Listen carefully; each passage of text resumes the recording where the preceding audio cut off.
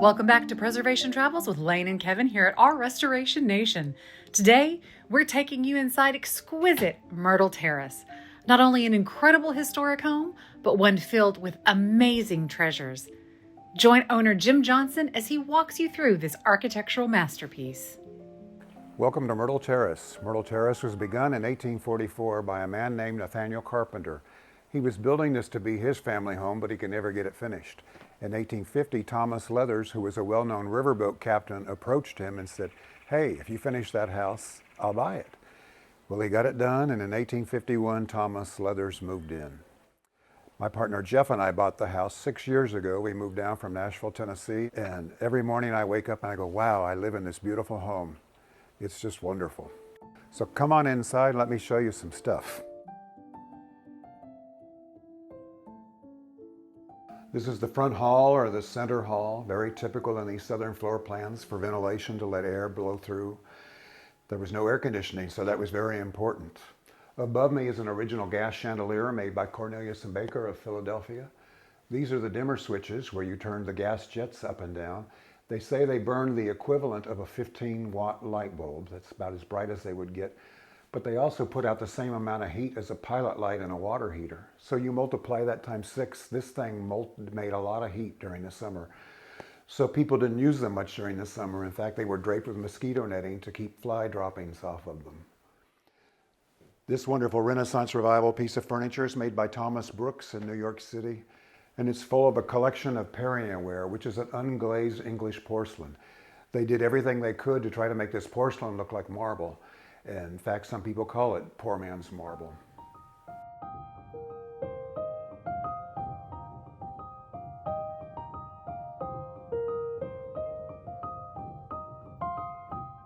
And here in the rear of the hall, we have an 1840s mixing table. You open this bottom door, and the bottom shelf was the right height for your liquor bottles, and the top shelf was the right height for your highball glasses. You don't see many of these, and I've never seen one that wasn't made in the 1840s, so they weren't very popular. But there's a few of them in town, and it's called a mixing table.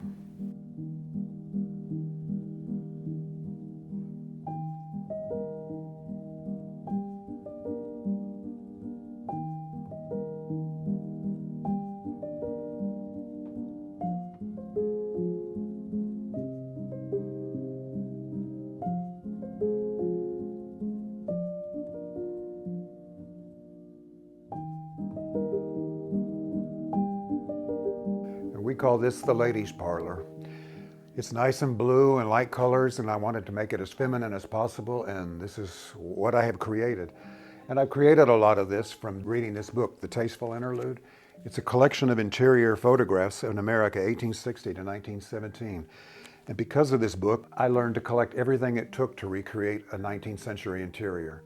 So other than me and Kevin, and the dog, there's nothing in this room that wouldn't have been here in 1850. This is all period correct.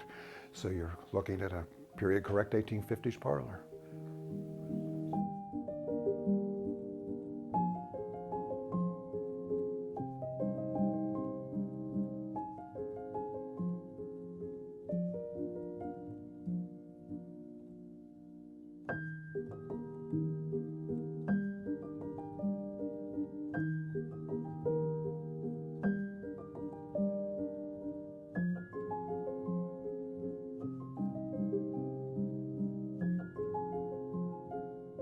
So we call this our music room, or I often call it the room with too much furniture. There's a rumor going around town that we have more seating than the Presbyterian Church, and I really think that's true. When you look around this house, there's lots of chairs. Lots of wonderful things in this room. The etagere is John Henry Belter. Music box, 1893 Steinway. It's just lots of stuff that I've collected. I started collecting when I was 8 years old by watching TV Westerns. I was watching Bonanza, I think it was Bonanza, and there was a bedroom scene and a little Victorian dresser, and my grandmother had one just like it. And I said, Grandma, your dresser's just like little Joe's.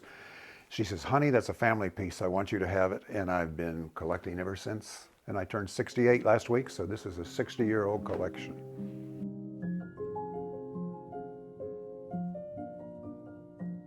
(1892) piano. And I've had the pleasure of being able to follow it through some of its history It was rebuilt and tuned in the 1970s by a friend of mine who was not only everything about a piano, he was also a marvelous concert pianist. And so then he sold it to a friend of ours who, when that friend was downsizing, asked if we would like the piano. And we knew the word yes. So that's why we have it, but it's a Steinway.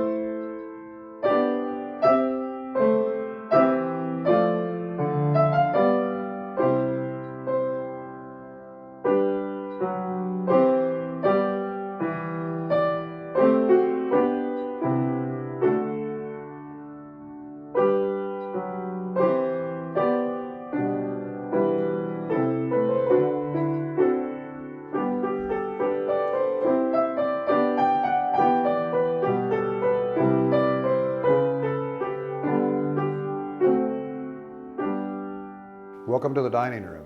This is a wonderful room and we use it a lot, have lots of beautiful things to share with people, lots of fun things like this plate warmer. The theory was there's no back on it. You'd put the plate in there or your food in there, open the door, set it directly in front of the fireplace, and this door would trap the heat and keep your food warm.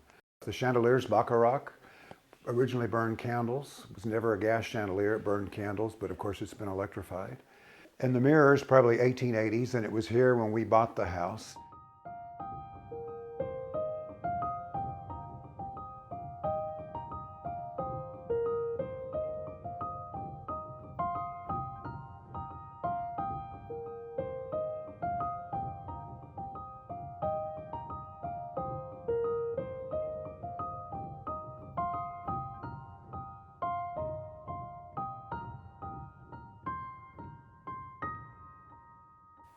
And this is the bedroom. I share this bed with two black Labradors. There's Shadow on her bed, and the bed's pretty wonderful. It's a Sealy bed made in Massachusetts and shipped downriver somehow to get to New Orleans and be sold.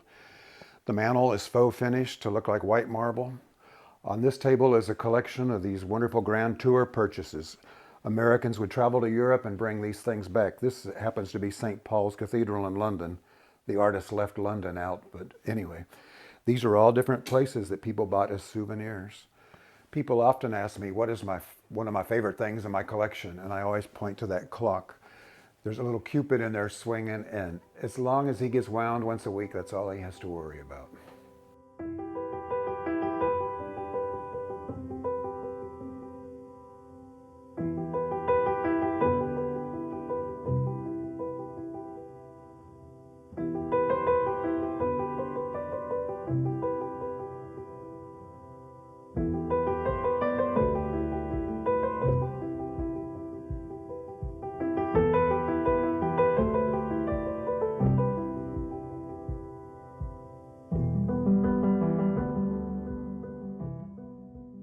And now we are upstairs. 4 bedrooms in this wonderful house, full of lots of stuff again. I have an addiction to furniture. This wonderful piece is attributed to Meeks, who was a New York City cabinet maker. And this folds out so you have a little writing desk. This down here pulls out so you have a sewing drawer. Then from here up lifts off and the top's open and you have a game table. So it was something made for a tiny house. I don't know. It's just a wonderful little piece of furniture done by Meeks.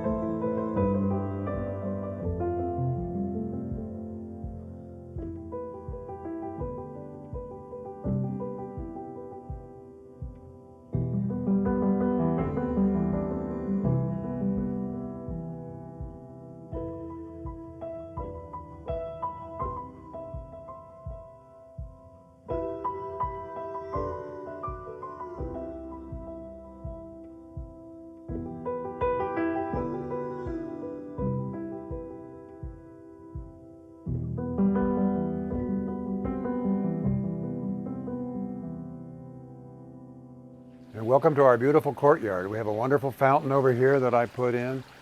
I fell in love with this patio when I first got here. It's what a wonderful space. In fact, it's my favorite room in the house. When we first came down here to look at houses, I told my realtor I just wanted to look at the outside of this house. I didn't want to go in any houses. I just wanted to get a feel for the town.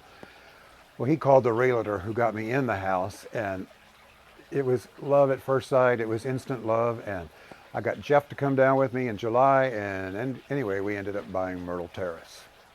So come and see more of this. There's fabulous stuff to see, fabulous house, and we're on pilgrimage this year, spring pilgrimage, the end of March. We'd love to see you all. We also have a wonderful little carriage house where we do bed and breakfast. The carriage house was built in 1850. It was part of the agreement between Thomas Leathers and Nathaniel Carpenter that there be a carriage house. So it's 1850s and available for rent on the Airbnb website. And I've always been a bell freak. I guess I'm a ding-a-ling, I don't know. But I have a big church bell over here I want to show you. It weighs 850 pounds. It's a stuck-steady bell made in St. Louis and shipped down the river. I ring the Angelus every night at 6 o'clock.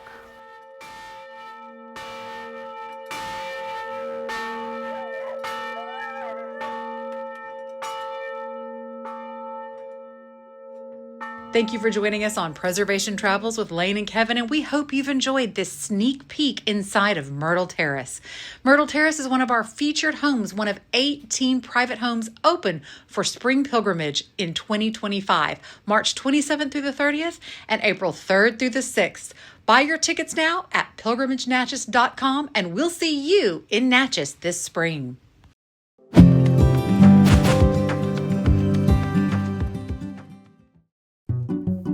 Join us in Natchez, Mississippi for Spring Pilgrimage 2025, March 27th, 28th, 29th, and 30th, and then again on April 3rd, 4th, 5th, and 6th.